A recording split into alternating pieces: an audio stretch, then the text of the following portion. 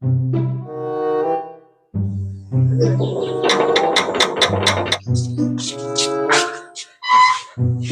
मांगने आए हो?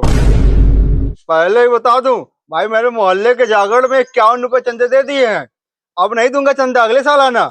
नहीं सर, मैं चंदा मांगने नहीं आया हूँ। मैं भारत सरकार की तरफ से आया हूँ। ये जो जनगणना वाला काम चल रहा है उसमें आपके परिवार की जानकारी लेने आया हूँ। सरकार? भाई मैंने सारे टैक्स भर दिए हैं, और वो जो परसों लाल बत्ती मैंने जंप की थी वो गलती से हो गई थी। चालान घर भिजवा देते, खुद क्यों आ गए? सर मैं पुलिस या इनकम टैक्स नहीं हूँ। मैं जनगणना कर्मचारी से इतना जानने आया हूँ कि आप घर में कितने लोग हैं, क्या क्या है और सब कुछ कैसे कैसे होता है। अच्छा, तो गिनती करने आए हो तो ऐसा बोलो ना। आओ अंदर आओ।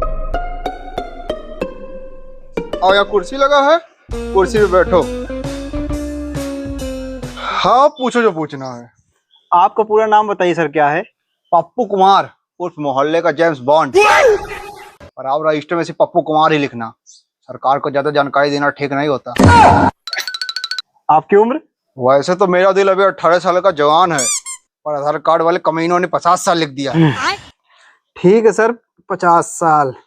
आपके परिवार में कुल कितने लोग रहते हैं? देखो वैसे तो हम दो, हमारे दो हैं। मतलब कुल 4 लोग, 2 पति पत्नी और 2 बच्चे। अरे रुको तो भाई, अभी लिखना। हम दो, हमारे दो तो हैं। फिर एक हमारे घर में मेरे बीवी का भाई, जो साला 4 साल से यूपीएससी की तैयारी के लिए यहीं सोफे पे पड़ा रहता है, वो एक। और एक है मेरे गांव के चाचा का लड़का, वो यहाँ काम की तलाश में आया था। कह रहा था बड़का ज्यादा यहाँ काम दिलवा देना, पर वो जब से आया है यहाँ काम धाम तो छोड़ो, लड़की की तलाश में दिन भर इधर उधर घूमता रहता है। उसका भी लिख लेना, शायद सरकार कुछ पैसे दे दे उसका।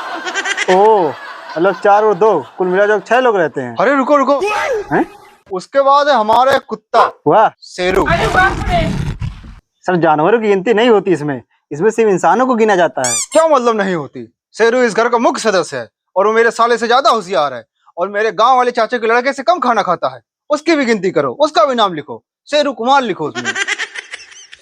ठीक है सर, लिख लेता हूँ।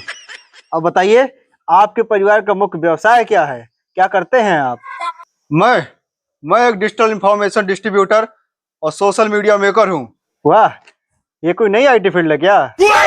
नहीं, मैं सुबह से लेकर शाम तक good morning, good afternoon, good evening के मैसेज भेजता हूँ और फर्जी खबरें वायरल करता हूँ। देश सेवा है मेरी, फ्री में। सर मुझे नौकरी या व्यवसाय बताइए जिससे घर में पैसा आता हो। अच्छा, इनकम वाला पूछ रहे हो? एक परचून की दुकान है मेरी, और उसमें बेरोजगार लिखना, नहीं तो सरकार को टैक्स उठना बढ़ा दे। सर आप जो बताएंगे वही लिखूंगा मैं। अब ये बताइए, आपकी शिक्षा कितने पढ़े लिखे हैं आप? मैं BA पास हूँ। चलो, कुछ तो सही जवाब मिला। तो आपको मैं ग्रेजुएट लिख दूं? हाँ, पर BA का मतलब बाय एक्सीडेंट पास हूँ। मतलब हम पर्चियां बना के ले गए थे, और एक को साला क्वेश्चन में नहीं आया एग्जाम में। वो तो ताऊ के लड़के थे जो एग्जामिनर थे, तो हमको पास कर दिए। हे भगवान, कैसे इंसान है आप। चलिए अच्छा, अब आखिरी सवाल का जवाब दे दीजिए कि घर में कोई मानसिक रूप से या शारीरिक रूप से विकलांग है? हाँ है ना। ओह, बहुत दुख हुआ। कौन है वो? मेरे पड़ोसी शर्मा जी, बिल्कुल मानसिक रूप से पैदल है। कल रात मेरे पार्किंग में अपना गाड़ी खड़ा करके चल गया। अब बताओ वो मानसिक रूप से बीमार है कि नहीं? नाम लिखो उसका इस कॉलम में। सर मैं आपके घर की बात कर रहा हूँ, आपके पड़ोसी की नहीं। अरे ये कौन सा नियम है? वो भी तो इस देश का नागरिक है, लिखो उसका भी नाम इसमें। पप्पू जी मुझे माफ कर दीजिए, मैं अपनी नौकरी से इस्तीफा दे दूंगा, पर मैं आपकी जनगणना नहीं करूंगा। आपकी जनगणना मैं तो क्या, भगवान भी नहीं कर सकता। अरे भाई चाय तो पीते जाओ, और सुनो, शेरू का उम्र 4 साल लिखना उसमें, कोई गलती मत करना। अरे